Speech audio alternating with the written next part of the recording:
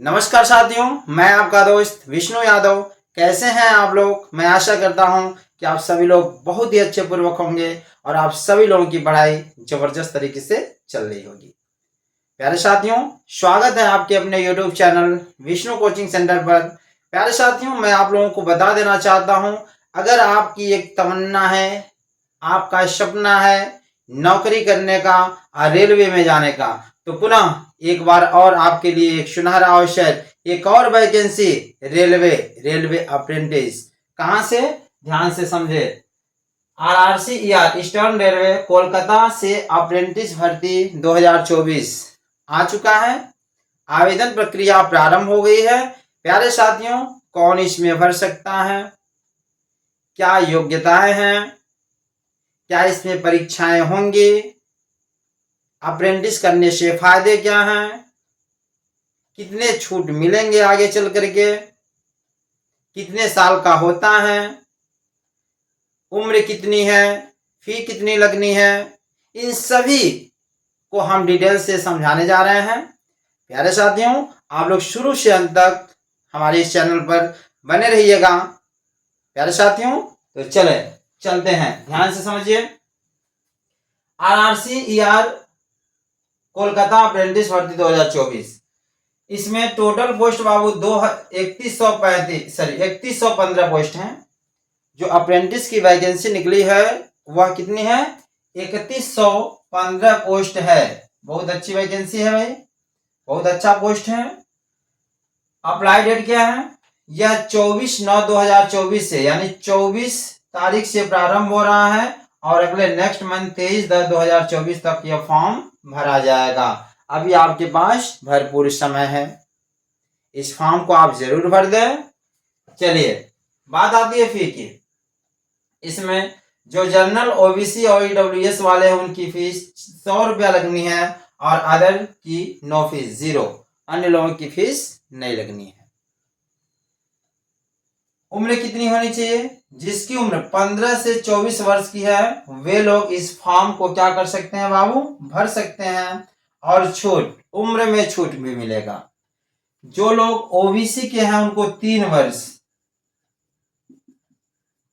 यानी 24 में 3 जोड़ दीजिए, 27 वर्ष तक ये फॉर्म क्या कर सकते हैं? भर सकते हैं। और जो SC ST हैं उनको 5 वर्ष की छूट मिल रही है, यानी 24 में आप 5 जोड़ दो तो कितना हो जाएगा भाई?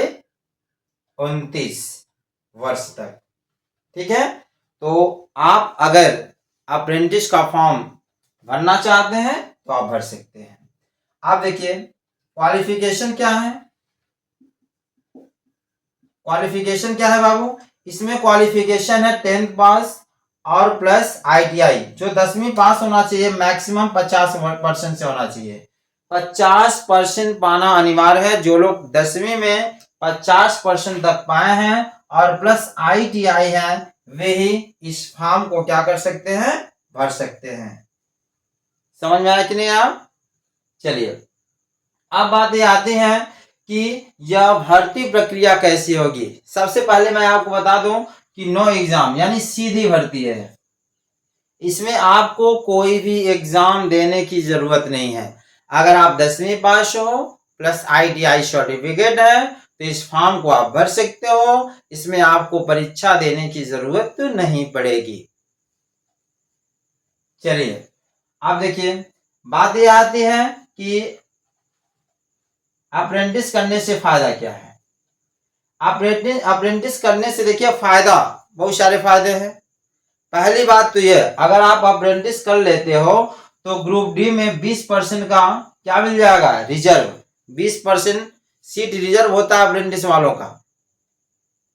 जैसे मान लो 1 लाख की वैकेंसी, रेलवे ग्रुप डी में वैकेंसियां बहुत ज्यादा आती हैं। कभी मान लीजिए 1 लाख की वैकेंसी आ गई और 1 लाख की वैकेंसी आ गई तो इसमें याद रखिएगा कि 20%, यानी 20% जो होगा वह क्या होगा? जो अप्रेंटिस किए रहेंगे उसमें से जो 20% है वे केवल अप्रेंटिस वाले इस फॉर्म में आवेदन करेंगे। तो 20% रिजर्व हो जाता है अप्रेंटिस वालों के लिए, है कि नहीं? और जो अदर वाले हैं उनमें भीड़ अधिक होती है, कई लाख आवेदन जाते हैं, आपको पता है। तो इसमें अप्रेंटिस वाले की संख्या कम रहेगी ना। समझ में आया कि नहीं आया? तो इसलिए अप्रेंटिस आप लोग कर लीजिए अगर आप रेलवे में जाते हैं तो जो भी हाई स्कूल और आईटीआई है इस फॉर्म को बने, क्योंकि 20% का क्या मिलता है, रिजर्व मिलता है, और उसी अप्रेंटिस वाले इस फॉर्म को क्या करेंगे, उसमें भरेंगे। तो काफी फायदेमंद है। चलिए इसके बाद आप देखते हैं सिलेक्शन मोड। सिलेक्शन की प्रक्रिया क्या है। इसमें 10वीं और प्लस आईटीआई का परसेंटेज जोड़ करके एक मेरिट लिस्ट तैयार किया जाता है, और जो इस मेरिट लिस्ट में आता है उसको अप्रेंटिस के लिए क्या किया जाता है, बुलाया जाता है। 1 वर्ष 1 साल का अप्रेंटिस होता है और उसमें उसको सर्टिफिकेट दे दिया जाता है। ठीक है, तो अप्रेंटिस कर लेने से आप सरकारी पोस्ट पे नहीं हो जाएंगे, आपको एक सर्टिफिकेट मिलेगा, मतलब आपको 20% आरक्षण इसमें दिया जाएगा। उस फॉर्म में आवेदन करेंगे, छूट तो मिलेगी ही, है कि नहीं। तो चलिए, ये आप सिलेक्शन मोड में जो आप अप्रेंटिस का जो मेरिट लिस्ट बन रहा है, कैसे बन रहा है, 10वीं और प्लस आईटीआई का परसेंटेज जोड़ के बन रहा है। कैसे जोड़ा जाएगा, जैसे मान लीजिए आप 10th में जो है कि 60% से पास हैं, ठीक है, आप प्लस आईटीआई मान लीजिए आप हैं कितना, 80% से हैं मान लीजिए।